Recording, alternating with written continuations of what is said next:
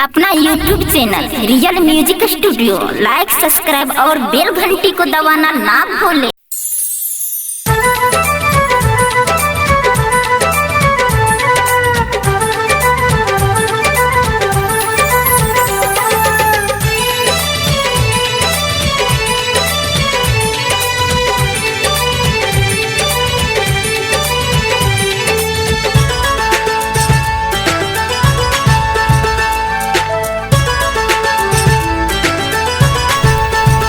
गुजरी है हम पे क्या क्या वो हम ही जानते हैं। गुजरी है हम पे क्या क्या वो हम ही जानते हैं। गुजरी है हम पे क्या क्या वो हम ही जानते हैं।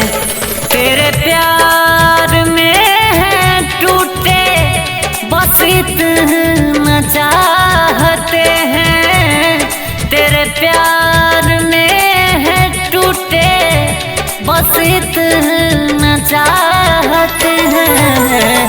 पहले थी मांगी खुशियाँ अब मौत मांगते हैं। पहले थी मांगी खुशियाँ अब मौत मांगते हैं।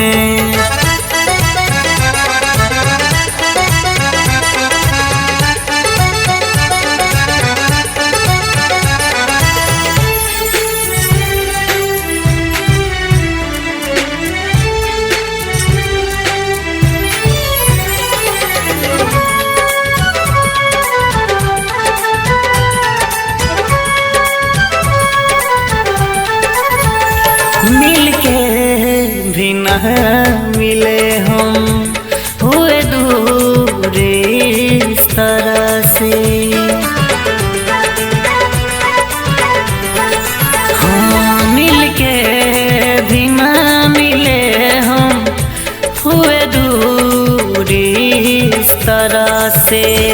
कुछ कह न पाए तुमसे थे मजबूरी इस तरह से।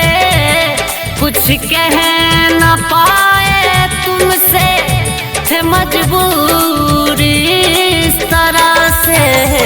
होता है दूर वही जिस जितना चाहते हैं।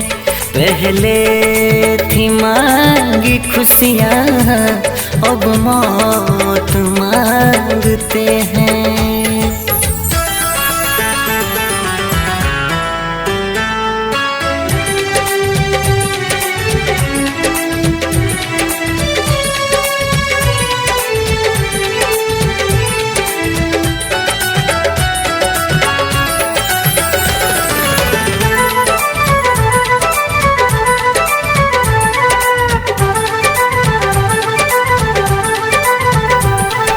देख तुमको जीते वो भी तुमने छीना।